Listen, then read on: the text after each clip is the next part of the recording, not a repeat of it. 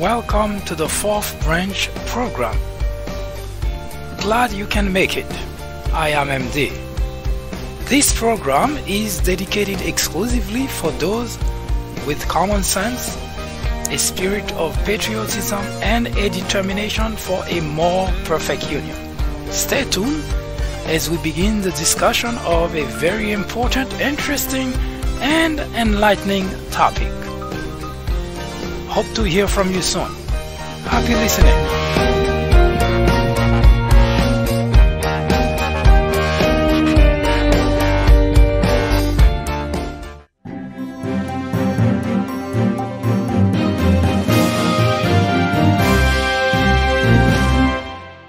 Abraham Lincoln said, "You can fool all the people some of the time.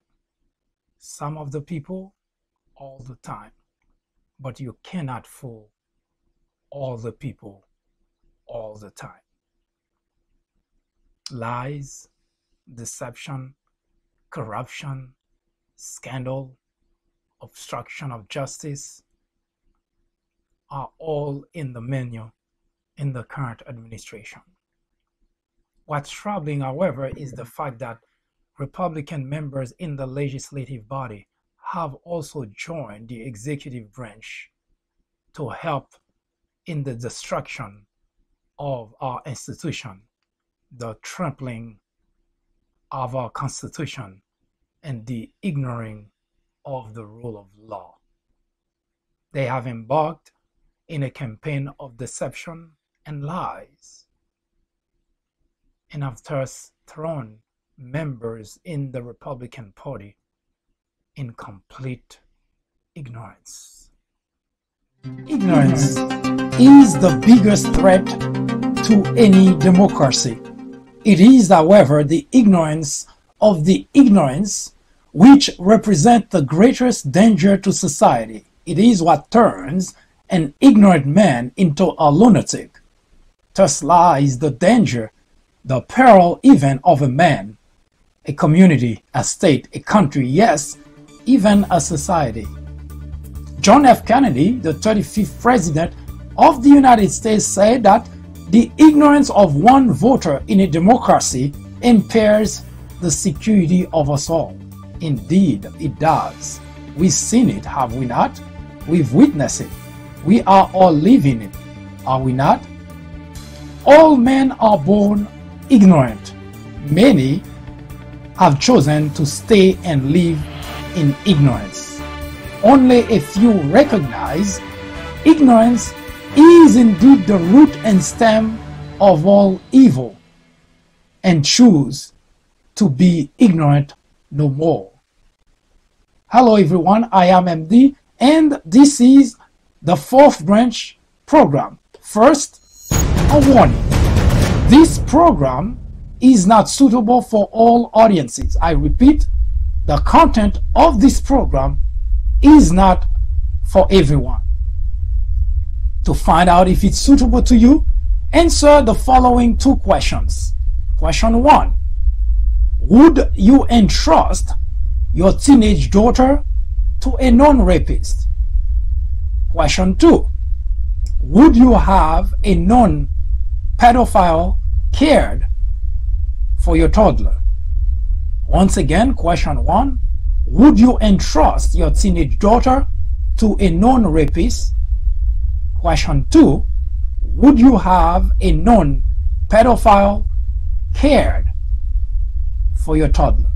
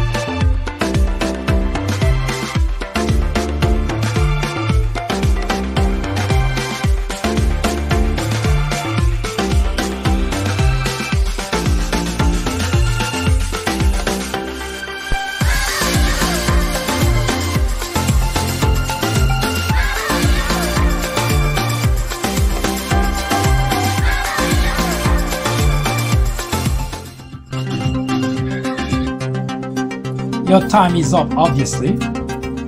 If you had difficulty answering either question, this program is not for you.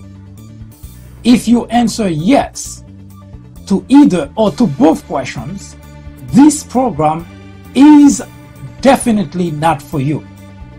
But if both of your answers are absolutely not, this program is catered exclusively to you. You should stick around. It is enlightening, educational, and informative. Join me here on the fourth branch at 10:30 a.m. every Saturday.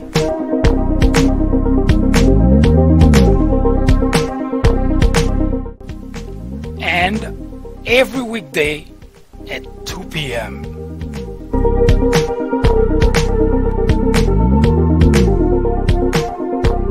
This is the fourth branch. Common sense in a world of chaos.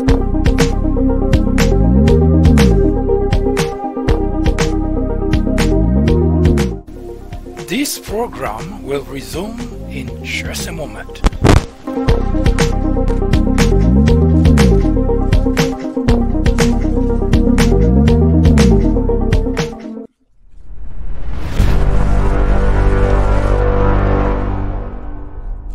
Hello everyone, I am MD and you are on the fourth branch program. First, let me mention that if you happen to stumble on this program, you are in luck because this is a very important program.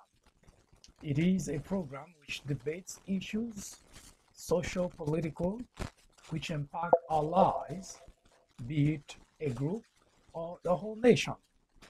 So I strongly encourage you to either follow me on Twitter or subscribe to the program in order to receive invites, preview.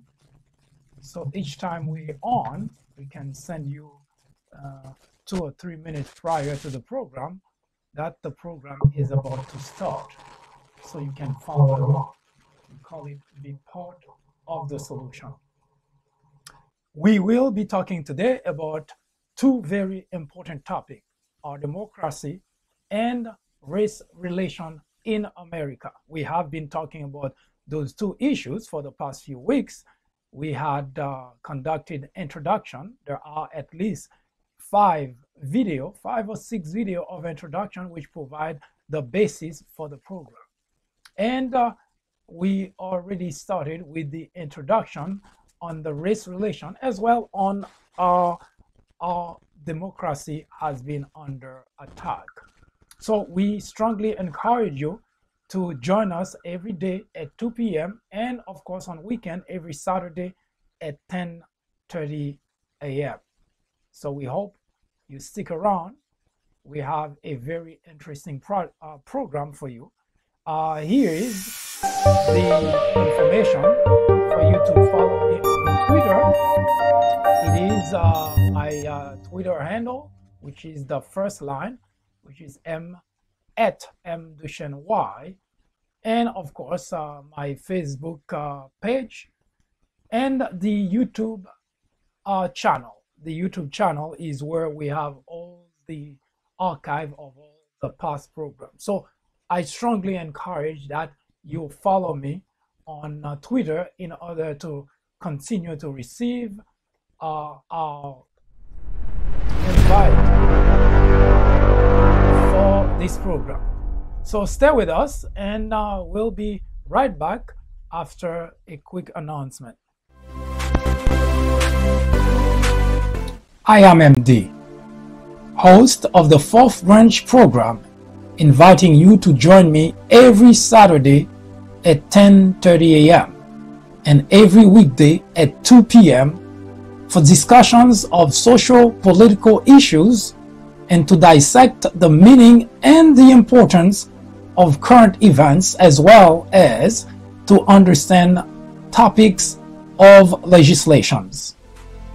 The Fourth Branch Project is not associated with any political party, and we at the fourth branch do not have any political agenda or aspiration. Our ultimate objective is to work towards achieving a more perfect union by removing ignorance, the biggest obstacle to our democracy. Join me on our next social media broadcast. See you then.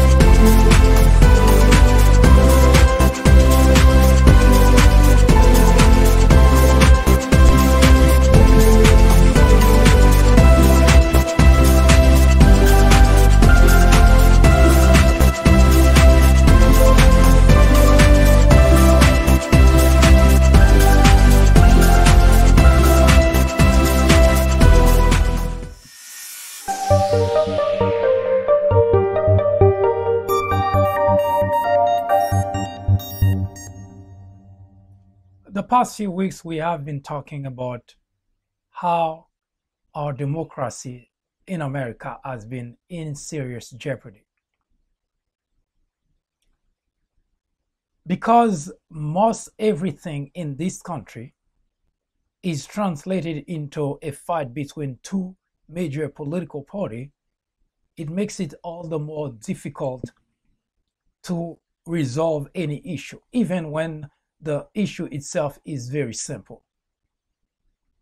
Sometimes I wonder if the politicians are in cahoot, both parties that is, to make certain that things don't get resolved. And the reason I say that is because sometimes it's almost impossible for me to grasp as to why there would be an argument between the two major political parties around a topic that seems to be logically quite simple to resolve. Now, we do understand, I can take example that political party A may prefer this and political party B may prefer that, in which case there will be debate, discussion, and so on and so forth. And of course, if the two parties, they are serious about doing things for the country, at some point, they have to come to some kind of compromise and get the issue resolved. But as we see for the past few decades, I'd venture to say probably 50 years or so, 5 decades or more, it has been a very different conversation we've been having in this country, to the point that every so often in the news you will hear that there is a big divide in the country.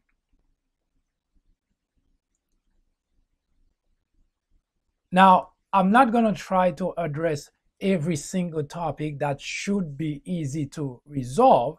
I can refer to them. But today I'd like to talk about a very important topic that is most at the highest priority. It is our democracy. I felt as almost exhaustion, I remember very clearly, during the 2016 presidential election, when it became clear that we had a foreign entity. In that case, we know it was WikiLeaks. Of course, later on, we learned that WikiLeaks was a front for Russia. But forget Russia for a moment. When we learned that WikiLeaks wanted to impact our election, our presidential election,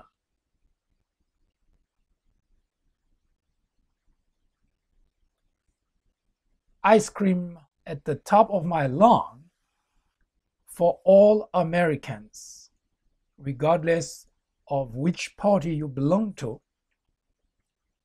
condemn and reject that approach by a foreign entity. Now, both political parties have leaders, and there is a reason for that. The reason that the whole nation is not in Washington doing debates, both party that is because it's not practical. So the framers of the Constitution suggested that each state send representation. Each state send 2 senators and a number of congressmen, depending on the size of the state, depending on the population of the state. So this way, it is more practical to have what you would call a representative for your state. So you trust those people from your state that you send to Washington will be able to express your views, will be able to express what you would want that individual or those individuals to do. But at the same time, like it is in every aspect of life, you expect those individuals to compromise to get something done for the country. It's better to get half of something than not to get anything at all. And it is way better to give the other side half of something than to simply take the whole thing and hoping it's okay because it's your party that wins. And that, the second aspect of this, is what has been driving the big divide in the United States of America. But let's put that big divide aside for a moment. We talk about that for quite some time now, and you will find on the People Branch YouTube channel that there are a number of videos that we have that address that very issue, the big divide that is. Now, people who are born here in the United States of America, even if you are a member of the previous generation, my generation or the generation prior, if you were born here in the United States, the concept of losing democracy seemed like one of the most far-fetched idea. It's like talking about Bigfoot, because you cannot possibly fathom the idea that at some point the United States will not be a democratic country. And that's the reason you see that Americans take those things for granted. They never even think for a second that the possibility of losing our democracy is there. And the reason for that is because, you see, a democratic system is just that, a system, which means there are a number of factors put in place which guarantee what we call democracy. And those factors are, and there are 2 major that we can make reference to. We have the freedom of speech, which is the most obvious and tangible aspect of a system which has democracy. And the other aspect is the fact that every so often, the people, the constituent, go to the poll to vote for a candidate, to remove a candidate. Now, that's guaranteed by a system which is a democratic system. Now, if you think about it for a second, you can lose that. It's not part of your body. It's just a system. And as long as everyone in the country, both constituent and government, as long as they continue to abide by the principles, by the rules, by the guidelines, you have democracy. But once someone who has influence and power move away from that, and God forbid that individual is able to convince others to move with him, then the system of democracy that you think that you cannot lose can be gone in a flash. Actually, I take that back, because this type of problem doesn't happen suddenly. It happens gradually. So during the 2016 presidential election, when WikiLeaks interferes in our election, mind you, you have the candidate, Donald Trump, encouraging WikiLeaks to do so. That's number one. Now, the framers of the Constitution know that, or at least they could anticipate, that at some point we may have somebody like Donald Trump, someone who just couldn't care less about the country, who only see his own agenda, his own self-interest. And despite the fact that people who support Donald Trump may argue that, but it is too obvious that's the case. And you may have not heard what I'm about to tell you, but when Donald Trump signed the $1.5 trillion tax cut, and a reporter asked the question about why, because first of all, there was no reason for it, and second, it added to the national debt. And when Donald Trump was asked about that, he said, doesn't matter, I'm not going to be around when that needs to be paid. So as we say, Donald Trump doesn't care about the country.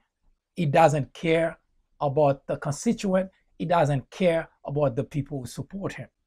Now, those people, they are ignorant enough to believe the contrary, because by what they've been saying, by that what they've been arguing, by how much they've been angry about people trying to help them see the light, it is quite obvious that their ignorance has reached a level that never seen before. Now, I don't know how to qualify that, because someone who is ignorant and open to hear someone make a case to explain to you why you are on the wrong side, on the wrong path, that person may have a chance to do things right later on. But for reason that yet to be understood, the individuals who voted for Donald Trump, they are living in the darkest ignorance that, frankly, impossible to explain. And the reason we say that is because everything that Donald Trump has done, he hasn't done them in secrecy. He's done them in the open. And most of what he has done has been attacking our democracy. He has attacked our media, the free press. Walter Cronkite said that journalism is what protects our democracy. Actually, he said that differently, that journalism is necessary, or journalism is, I don't recall the exact expression, but the gist of it is that journalism is necessary in a democracy. The first thing that Donald Trump has been doing since day one, January 2017, is been going after journalists, after the media. He's been calling them fake news. Now, if you were to be a patriot first, and I'm not talking about when you put your hands on your chest during national anthem. That's not what I'm talking about. I'm talking about a patriot is someone who defends his country at all costs, including his own life. Ron Paul said that true patriotism requires that you challenge your government when it is wrong. And so far, none of that happened in the Trump camp. People who support Trump, no matter what he does to our democracy, no matter how much he attacks our system of government, no matter how much he tramples our constitution, and no matter how much he ignores the rule of law, they just fine with it. This is not political. This is not support of a constituent. This is blindness at its worst. It is said that there are two types of fools in the world: those who cannot change and those who will not change. Ladies and gentlemen, the Trumpublicans fall into those two categories. Now, I wouldn't care, and I think the country wouldn't care that's the case, except for one small problem. The behavior of such large group in a country impacts the system of democracy in that country. JFK said, the ignorance of one voter in a democracy impairs the security of us all. It looks like JFK says must have seen that coming. The ignorance of one voter in a democracy impairs the security of us all. 2016, the Trump supporters, all of them, cheered at the idea of WikiLeaks meddling in our election. Donald Trump leading the charge and say, WikiLeaks, go ahead, do it.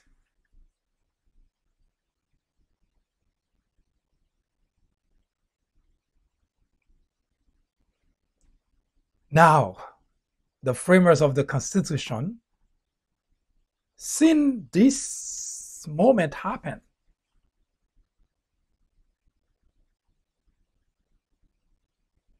they put a guardrail, the legislative body, which job is to serve as a guardrail from the executive branch, because they anticipated that as time passes by, there will be a president, because that individual is elected by the people. There will be a president that could be charming enough to get the votes of the people, enough vote. In fact, the way that it was so conceived, with electoral college being the way for a president to get elected, they know that there was a chance that that can happen. So they put a guardrail, the legislative body. They never anticipate. They could not have anticipated that there would be a political party with all the members in that party turning their back on the country. And that's exactly what the Republicans did. Day after day, Donald Trump undermines our democracy. Donald Trump attacks our democracy. Donald Trump tramples our Constitution. Donald Trump ignores the rule of law. The Republican Party as a whole, the whole Republican Party. Not a single individual stood up and said, you know what? This cannot be politics. We have to protect the country. Not a single individual in the Republican Party. This is not politics. Now, the problem was because obviously the Republican control both houses. But all of them. Instead, in fact, what makes it even worse, instead of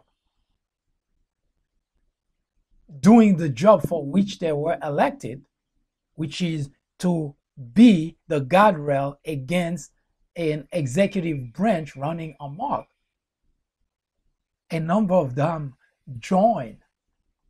You have leaders in the legislative body who were doing even more damage than the executive branch. People like Devin Nunes, chairman of the investigative committee.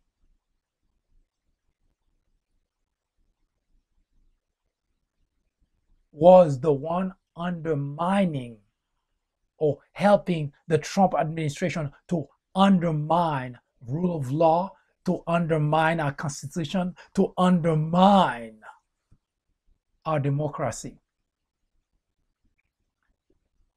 But even if the framers of the Constitution did not see that coming, but at the very least, they thought that the people would have enough good sense to at least be patriot and get rid of all those individuals in the legislative body, which also prove not to be any better than the executive branch.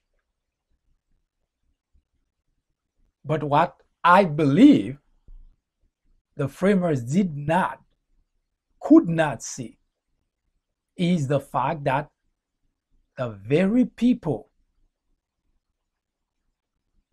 who could do something about it also proved to be no different.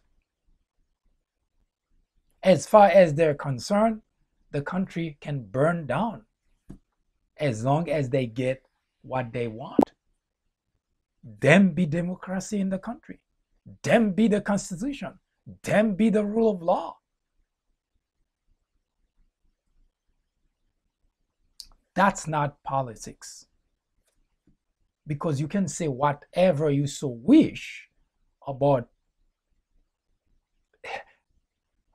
And the irony of the whole thing is because Republicans always want to claim being the defender of the nation. They are the patriots.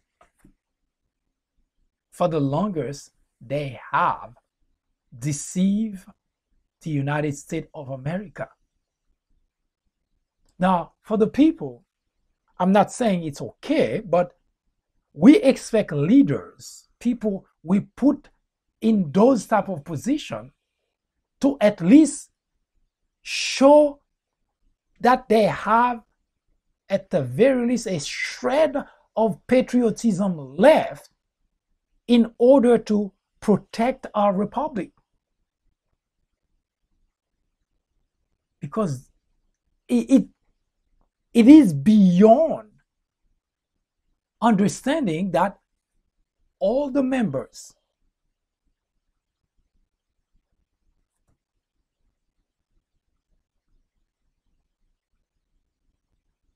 now we call those people leaders because there is no other way to point to those individuals who were elected to represent people of various states. But by the definition of the leader, there are no leaders. Leadership is not about the next election. It is about the next generation. And Republicans have proven beyond a shred of a doubt they do not care about that. Republicans are very good at talking. They have plenty of words to tell you they're patriot. They will defend the country. They this and that and the other. Except when it comes time to prove that's the case. You know what the Bible says? You will be recognized by the fruit you bear, not by your words. Because you can tell me whatever you want. You can tell me you're a patriot, you're a Christian, you're this or that. Anybody can say that. Even the devil can tell you he's a Christian. A traitor can tell you he's a patriot. It's by their action that you will recognize them. And thus far, by your actions, you are no patriot, Republicans. You are no patriot. You cheer a president who ignore the rule of law. You cheer a president who trash our Constitution. You cheer a president who colludes with the enemy, who invites the enemy in. No, you are no patriot. That word doesn't belong to the Republicans. And they have endangered a system of democracy. When Adolf Hitler became Chancellor of Germany in 1933, Germany was a republic, had a system of democracy just like the United States of America, with a Congress and a Senate, Reichstag and Reichsrat. That's the equivalent for Germany. 18 months after Adolf Hitler became Chancellor of Germany, Germany lost its freedom. There was no more democracy in Germany.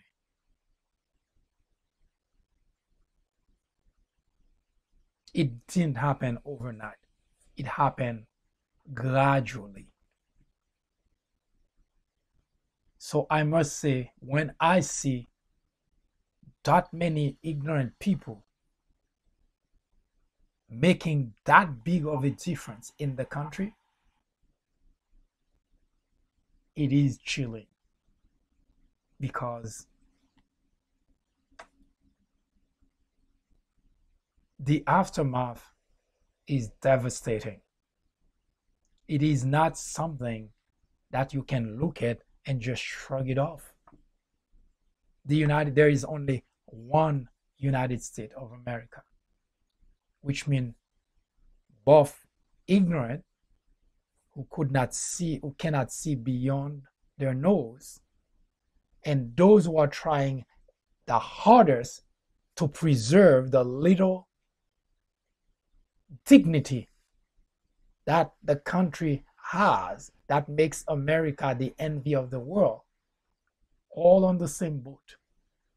And it looks like the foolish, the ignorant are determined to sink that boat. I'm not sure if they believe they're going to escape.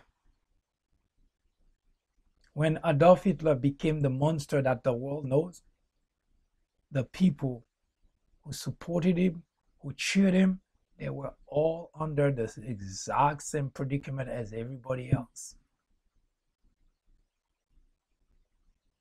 There is no escaping the boat you're in. If you sink it, it will sink with you. And as it is today, Republicans have been voluntarily working to sink the boat of democracy in America.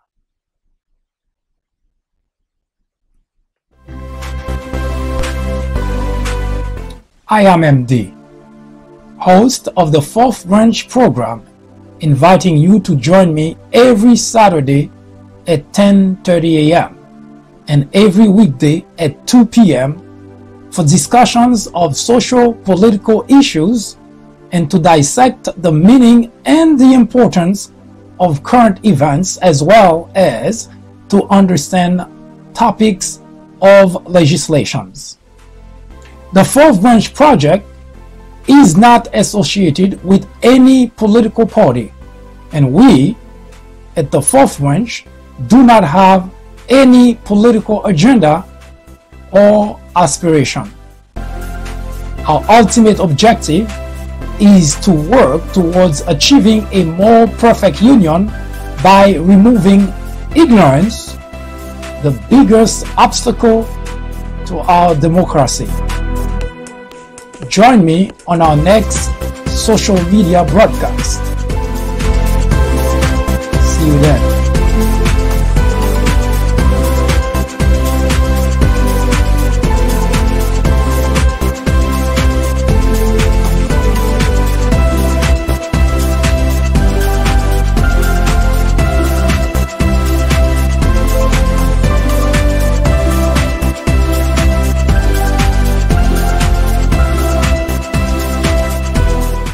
Anywhere.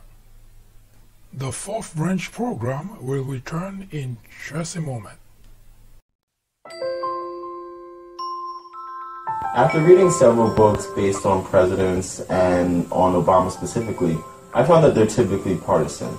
The Obama legacy targets the heart of the issue by giving credit to the president where it's due, but definitely coming down hard on Obama on his bigger failures, like his handling of the Syrian crisis. If you are in college, going to college, you are an educator, a faculty member, or someone with interest in government or politics, The Obama Legacy is definitely a book to read. My professor recommended The Obama Legacy. A friend actually recommended The Obama Legacy. I would highly recommend this book for anyone, whether for academic use or leisure reading. I would recommend this book to anyone out there searching for an impartial and unbiased look into Barack Obama's tenure as president. I would definitely recommend this book as a good read for both liberals and conservatives.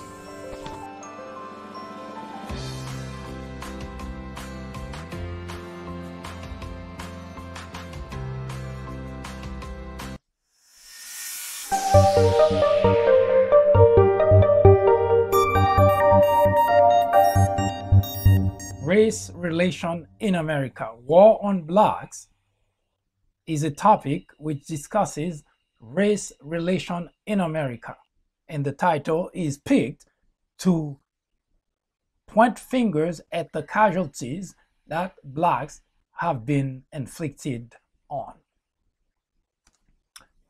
We are in the midst of talking about slave trades, the rebellion.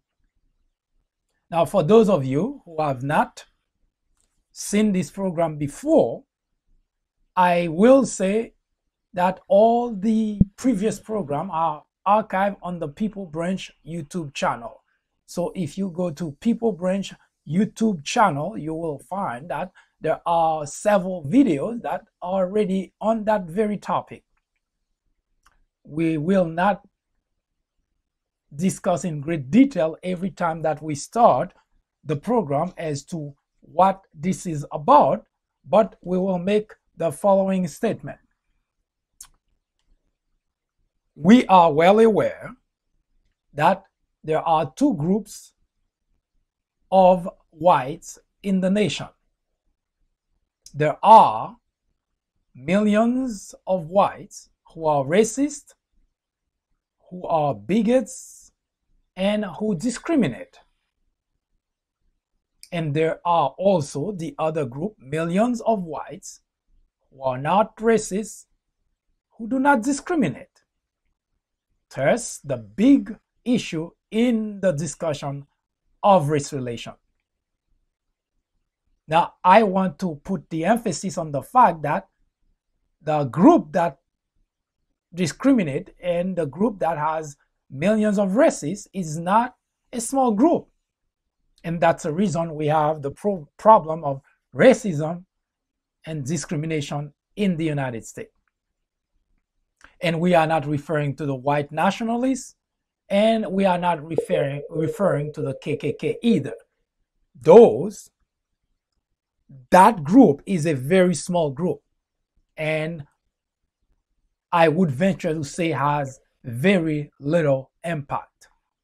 Now, we started the conversation from slavery, from the slave trade, in order to bring the whole conversation to today's, to explain so that there is great understanding as to why racism, discrimination, part of our lives still in the United States of America in the middle of the 21st century.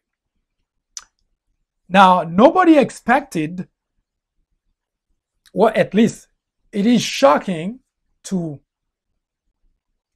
blacks, that after almost 2 centuries since the emancipation, we are still talking about racism and discrimination in the nation. And there is a reason for that. And as we discuss the slave trades, you will notice that it's something that started a long time ago and it lingers. Today we were taking a look at when slave trades here in the United States started. Of course, we already mentioned that the first shipment of blacks here in the United States happened in 1619 in Jamestown, Virginia. At that time, it was a British colony. And that exercise, that activity has not abated ever since. Now,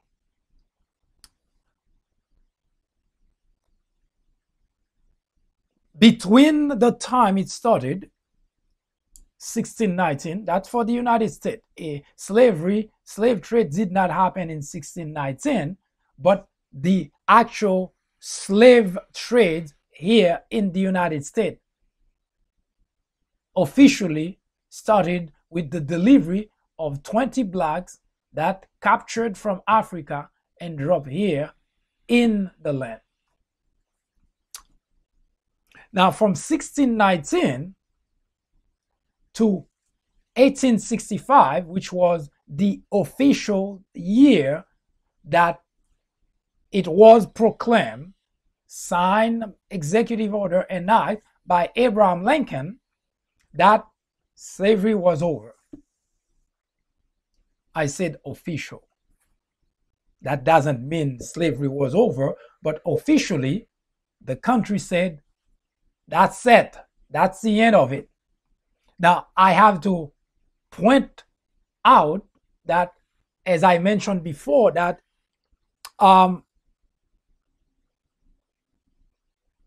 even during slavery, there were whites, there weren't many, but still, there were whites who did not agree with the idea.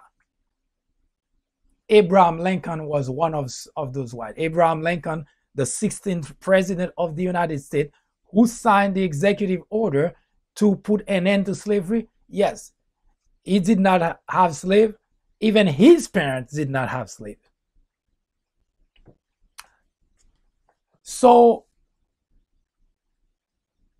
between the time that slavery started here in the United States and the time and the official time that it was proclaimed to have ended, according to historical data, more than 12.5 million blacks were taken out of Africa and dropped right here in the United States.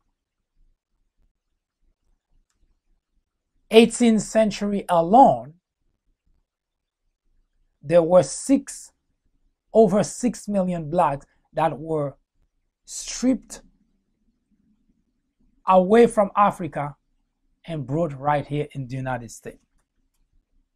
In other words, whites depleted the continent of its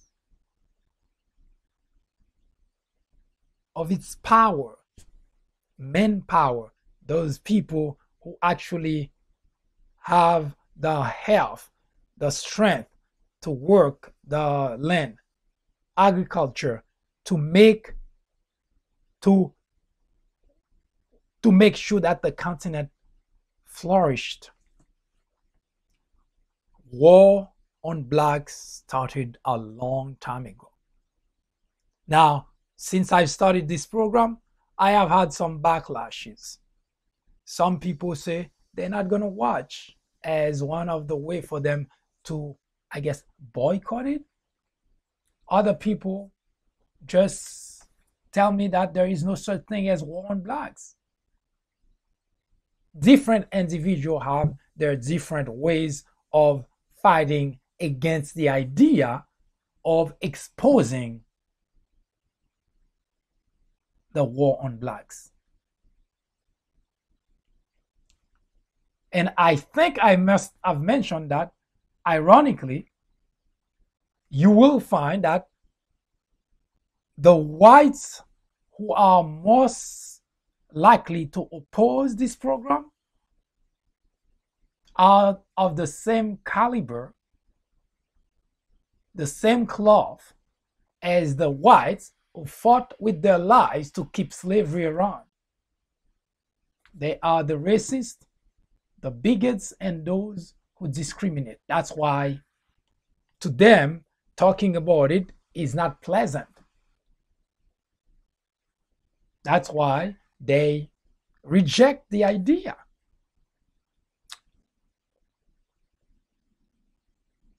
But every time a police officer gunned down a black man, unarmed black man, they're the first one that come on TV to say, let's talk race relation.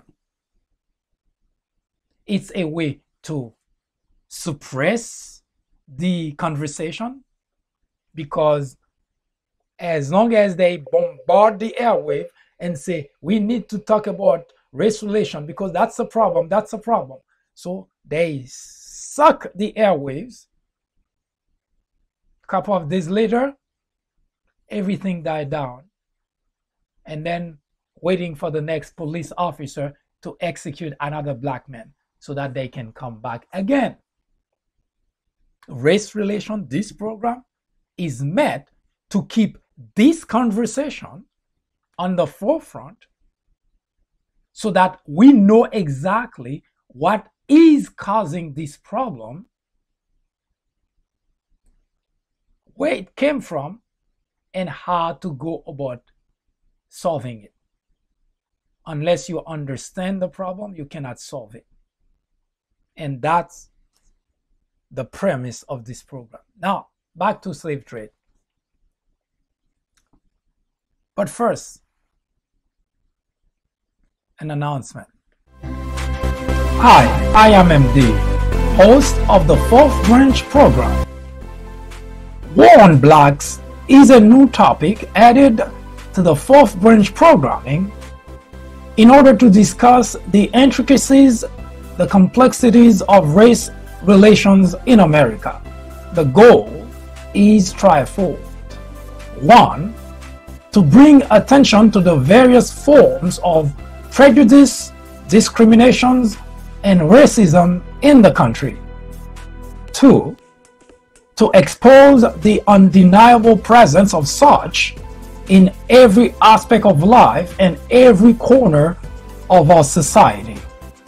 3, to extricate us all from the ignorance, the indifference, or the complicity. The ultimate objective is to make the discussions of those issues, racism, prejudice, discrimination, a normal part of our lives. Then, and only then, will we, as a society, be able to eradicate the problem. Martin Luther King Jr. said, "Nothing in all the world is more dangerous than sincere ignorance and conscientious stupidity." Abraham Joshua Heschel exclaimed, "Racism is man's gravest threat to man, the maximum of hatred for the minimum of reason." Join me in the journey to restore equality. Or would you please get out of the way? Thank you.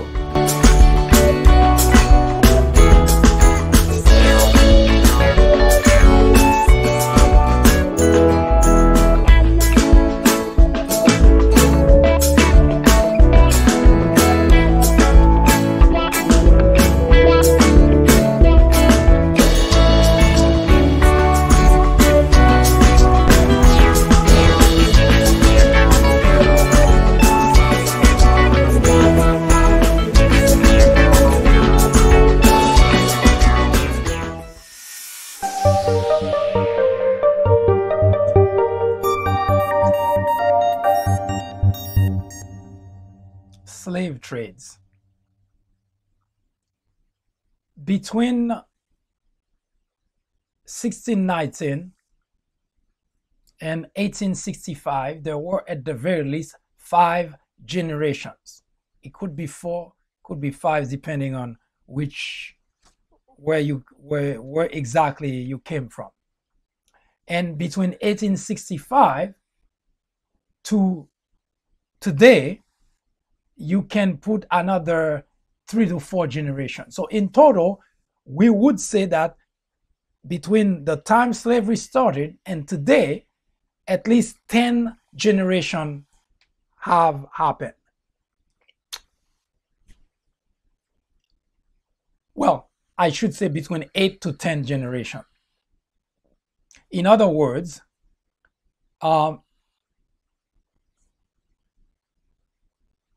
your great-great-grandpa may have been at the end of slavery, when slavery was abolished in 1865. Now, because of that, and it is very important, because what I have found out is the fact that racism, discrimination has a lot to do with information. In fact, Tyson Fury said that racism is a sign of ignorance. And a number of books, writers have the same sentiment. But the expression by itself doesn't really explain much about that ignorance aspect of the problem. So your great-great-grandpa, now let's make it 3 times because it depends again, which means today you do not know, or if you are a white individual and you were either born here or your ancestors were here in the United States of America, either whether it was during the slavery time or shortly thereafter. So let's say before 1865, even sometime later, we can say that you are somewhat connected to the problem, indirectly, of course. You weren't there, you weren't part of it, you don't know anything about it except for what was passed down to you by your ancestor. So your great-great-great-grandpa, which you may not know, you may not have even met that individual, because he is, as you can see, is 3 or 4 generations prior. So you may not be aware of it.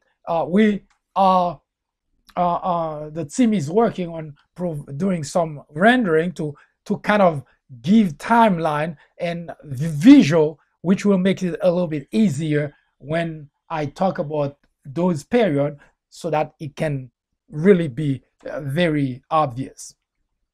So your great grandpa may have been a slave owner, or he may have been just at the end of the process when slavery ended. Whatever the case is, he has passed to your great grandpa, who passed to your great grandpa, who passed to your grandpa, who passed to your father, who passed to you information about what happened during slavery. So you're not connected. You're not connected to directly to that process, but you were passed information. And I have been saying all along that the information that were passed to you about your ancestor could be great grandpa. That information was most likely tainted because they pass information to you. Well, that's not necessarily your fault, because information was passed to your father by grandfather, who passed information to him, who passed information to him, and the information that were passed are the information that you have. And because it is of no concern to you, you are white, you have no concern about what happened during slavery. So as far as you're concerned, whatever the information was that was passed to you, that's all you know. So the idea of slavery could be just one of those stories. Just like someone were to tell you a story about something that happened, you hear it. It doesn't impact you, it doesn't affect you, it was just a story. And that is a problem. Because while those stories were being passed to you, you heard and learned that your great grandpa was a fine guy. He was loving husband, great father, and he treated people well. But accompanying this story was also the other part of the story that they told you, that your ancestor owned slaves, and that's the story they tell you, despite the fact that they treated those slaves so well, did you know that one of those slaves tried to kill grandpa? And there you have your story that tells you blacks are criminal, blacks are thieves, blacks are violent. And that is your state of mind, and that's what you grew up with, and that's what your father said to you, and that's what his father said, and so on and so forth. So the story lingers, and you live your life, and that's the story you have, and that's the story you're going to be passing to your children. Let me be the first one to tell you that was a bogus story. Because your ancestor was no fine man. Your ancestor was a monster, literally speaking. Now, owning human being as slave is already bad. Now you could say that was the time. What choice did he have? Well, did I just mention that Abraham Lincoln didn't have slaves? Did I just mention that his parents didn't have slaves? You had a choice. They had a choice. So the idea already of owning human being to get them to work like animals, they branded them like animal, literally branded them like animal. They beat them to no end. In fact, some get beaten before their first beating even get healed. Don't believe me? He is a slave. His name is Gordon. He was a former slave. The picture I'm about to show you was taken in, I believe, in Louisiana in 1963, April 1963. He was a former slave. Of course, he was at the end of the process, so he ended up survive long enough for his picture to be taken. His name is Gordon. He was a former slave. What you're looking at is not a rendering. It is the actual picture of his back. Remember I mentioned yesterday that when slave owners beat slave until they bled. Now what you're looking at didn't happen once. It happened over and over. As you can tell, the healing of his back get bled over and over. He get beat over and over. Before the first beating, the bleeding get healed, he got beat again and again and again. Does that look like to you the action of a fine man, of your ancestor that was so good to blacks? Does that sound like to you that kind of individual? As I mentioned, owning slave already tell you that your ancestor was no fine man. The very fact alone, let's not talk about the torture part yet. The fact alone of owning slaves tell you that your ancestor was no fine man.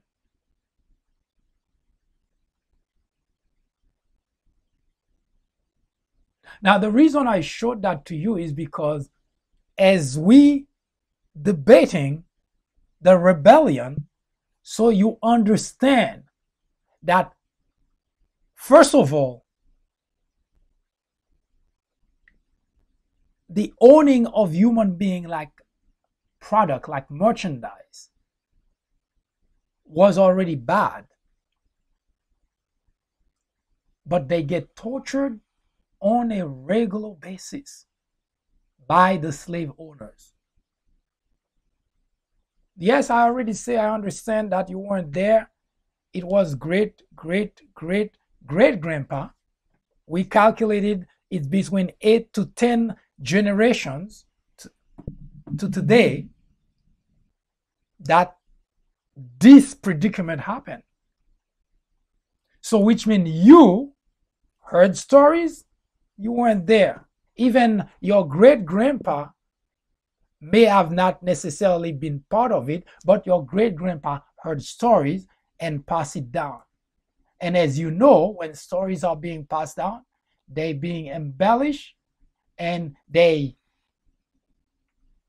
embellish for one side and not the other side.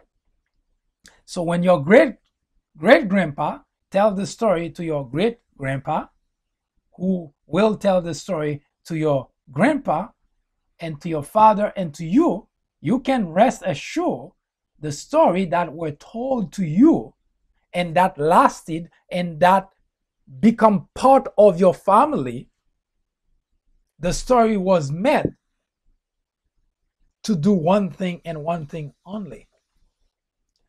Paint your ancestor as good guy, paint the blacks as bad guys. Nothing has changed. A police officer execute an unarmed black man, it's a black man that's the problem, not the police officer. Nothing has changed. Yes, the war on black has never abated. See how long it's been? It started in 1619 when the white individuals went to Africa chasing blacks because it's profitable to them. Cheap labor. They kill those they couldn't capture. They torture those they capture. They separate, divide their families. Horrific action by the whites towards blacks. But for some reason, someone doesn't want to refer to that as war on blacks. What is it? We should ask that question. What is it? What do you construe it as? And the horrific stories, the horror that blacks were subjected to cannot be not told, because without an understanding as to why the rebellion and why they did what they did during the rebellion were justified, they were the victim, not the perpetrators. But every time the stories about blacks are told, they always the perpetrators. When a police officer shoot down, gun down, execute a black person, they the perpetrator, not the other way around. The story has not changed. The war on blacks has not changed. During slavery, they beat them, they tortured them. But if they turn towards the most important aspect of anyone's mind, life, better be dead than being slave, all of a sudden the blacks are the perpetrators. Whites who are racist, whites who discriminate, whites who are bigots, that's their ammunition every time that they lose the argument over what they do to blacks. The ammunition is to turn the table and say blacks are the criminal, they are the thieves, they are violent. Now what you're looking at is what only if you only knew how that happened. Obviously, it could not have both hands free and both feet free and stay there and being beaten that way. That you can rest assured. The way that he got those painful marks in his back, both of his hands were pinned down on the ground and both of his feet were pinned down on the ground with his chest against the pavement, whether it's scorching sun, which means he was being tortured twice, because in the south it was obviously pretty hot. So against the ground, that was pretty hot. And he was beat over and over and over until he bled. But you know what? When the story are being passed down from one generation to the next, they call the blacks criminal. They call them thieves and they call them violent.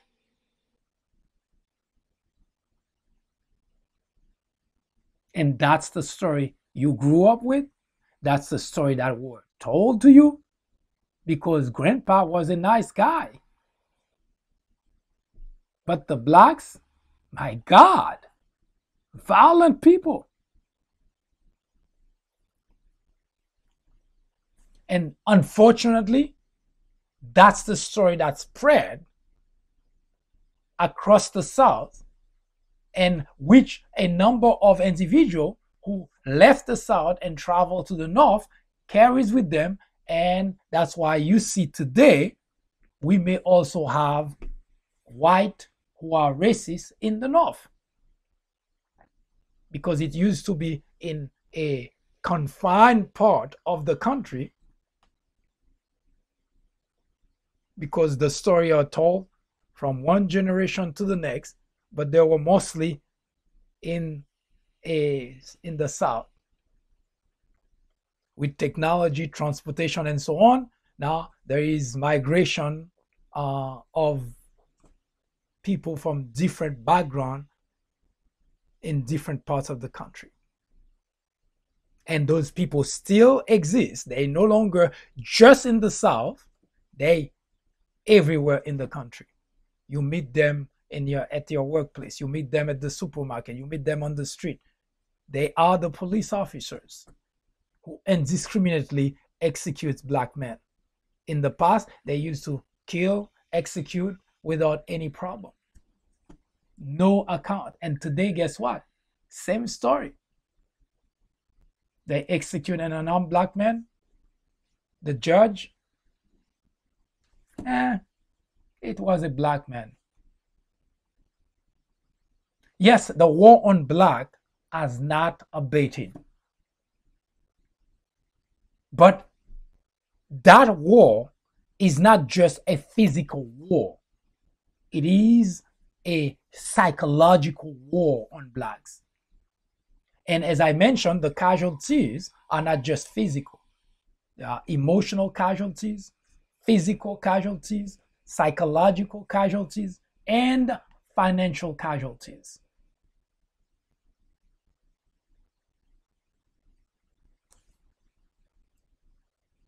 Hopefully we'll have the rendering and you will start to see a better picture of why blacks are where they're at today in this country, why they struggle more than whites, not because white had 373 years of progress while blacks were oppressed, slave for the whites. But today, when a white person look at a black person and they see that they still living in poverty, they still struggling, what do? They look at that person, why can't he do something with himself? But without realizing that his or her ancestors, I'm referring to the white individual that's passing judgment on the blacks, his ancestor responsible for that black ancestor problem. And as such, that white individual already make it all the way. And you'll see that on the chart, that while whites were sending their kids to school, to college, the blacks were slaving in the field. So were his kids. So were his grandkids. So were his great-grandkids. So we have, as much as we're talking about the 6 generations of white slave owners, we have 6 to 10 generations of black slaves.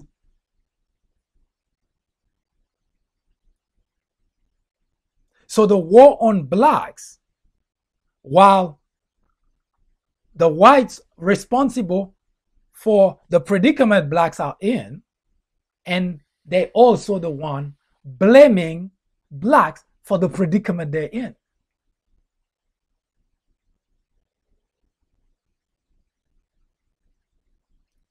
So the blacks are victimized over and over. A war on blacks. If it's not being, if it's not physical casualties, psychological casualties. Two individuals walk down the street, black and a white. The black is stopped, search. The white just go through. No problem. Yes, there has been a war on blacks. For those who are saying there is no war on blacks, if you are not black, you wouldn't know. And if you are black, it's because you are ignorant of your own history. Because there is indeed a war on blacks. Now, even the blacks who have made it because they escaped from it, because just even during slavery time, there was such thing that a few blacks managed to escape. So in our society, we have blacks who have escaped the big problems, that the big war on blacks. And yet, if they want to speak truthfully, they will tell you they continue to suffer casualties. It may not be physical for them. It is sure to be psychological.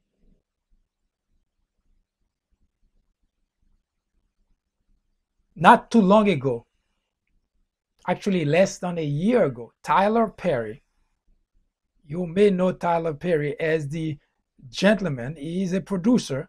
He usually has those funny movies, Madea. Under Madea, he dressed like a woman.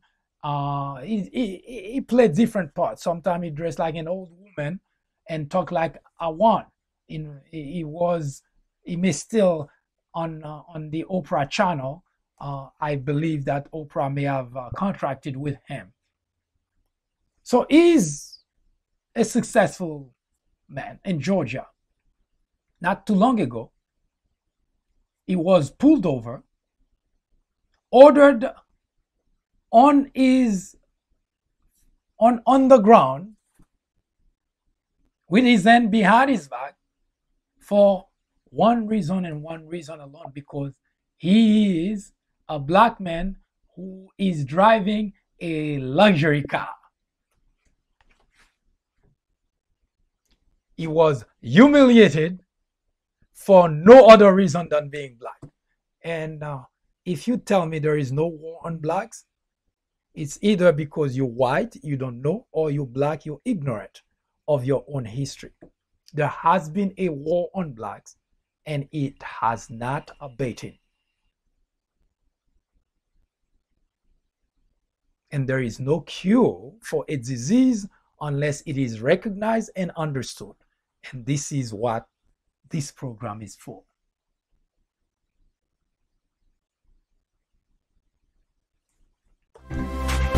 Hi, I am MD, host of the Fourth Branch program. War on Blacks is a new topic added to the Fourth Branch programming in order to discuss the intricacies, the complexities of race relations in America. The goal is threefold. 1. To bring attention to the various forms of prejudice, discriminations, and racism in the country. 2. To expose the undeniable presence of such in every aspect of life and every corner of our society. 3. To extricate us all from the ignorance, the indifference, or the complicity. The ultimate objective is to make the discussions of those issues, racism, prejudice, discrimination, a normal part of our lives. Then, and only then, will we as a society, be able to eradicate the problem. Martin Luther King Jr. said, "Nothing in all the world is more dangerous than sincere ignorance and conscientious stupidity."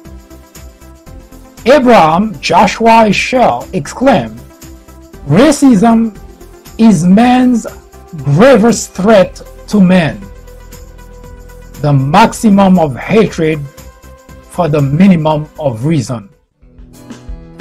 Join me in the journey to restore equality. Or would you please get out of the way? Thank you.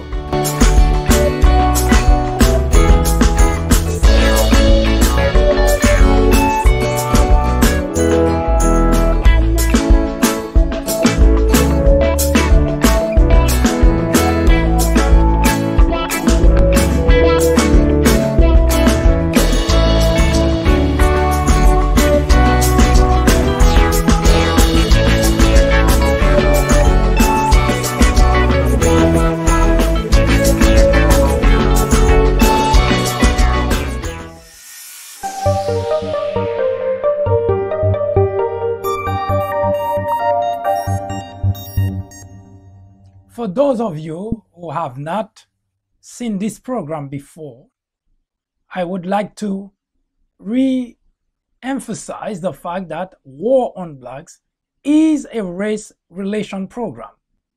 It is to fill the void of not talking about race relation unless and until a tragedy happened to a Black individual. War on Blacks is not a program to bash whites. This is not the purpose of the program. The very ultimate objective of the program is to explain the casualties that Blacks have been subjected to: physical casualties, psychological casualties, emotional casualties, and financial casualties. Explain the origin of this problem: racism, discrimination, prejudice, with the idea, or at least the hope, that we can resolve this problem. We cannot deny the fact that there is racism, there is discrimination in the United States of America. No one can deny that.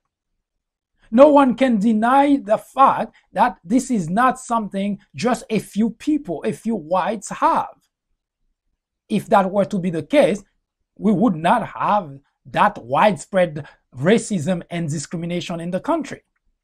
It is a much wider, a much bigger problem.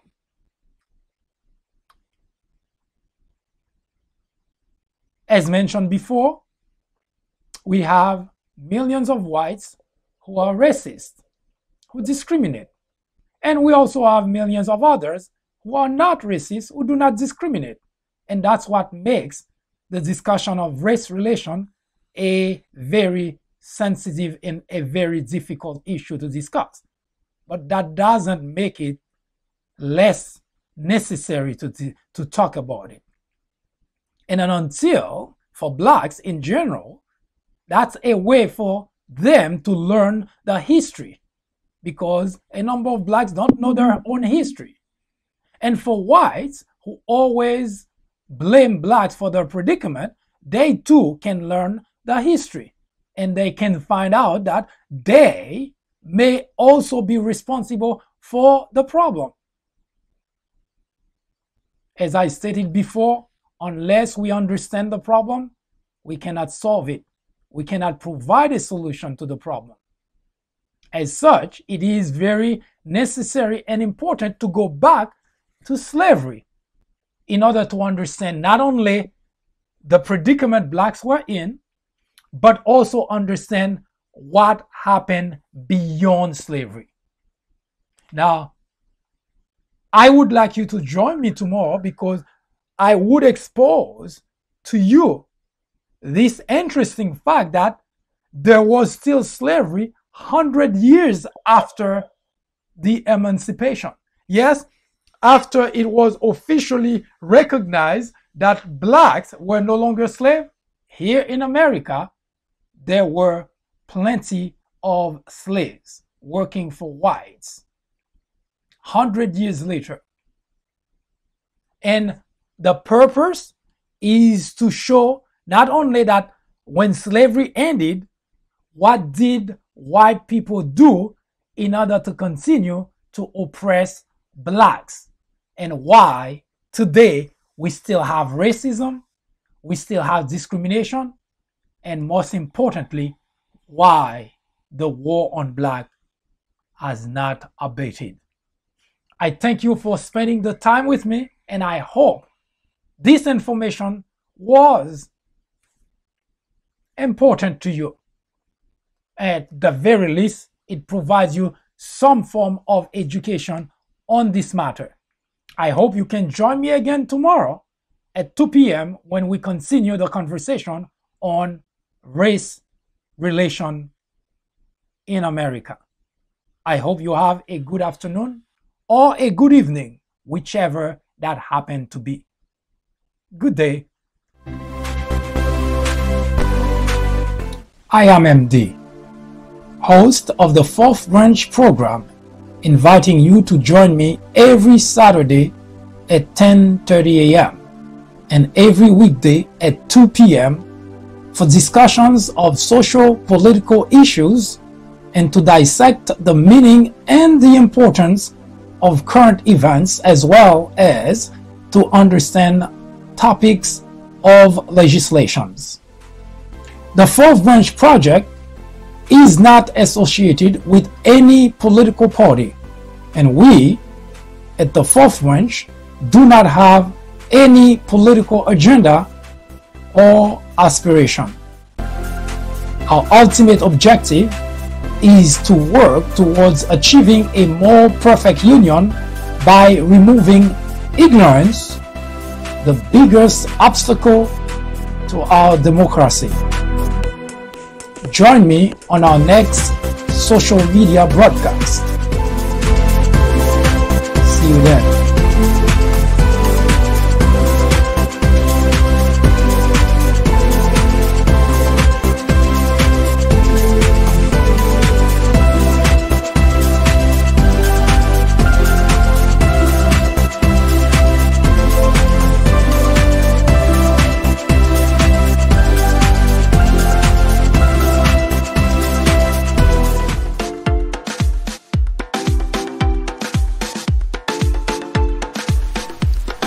The Fourth Branch podcast is brought to you in collaboration with the People Branch publication, which can be found on the People Branch website, located at peoplebranch.org. That's peoplebranch.org. That's peoplebranch.org website, in which you will find a number of very interesting articles.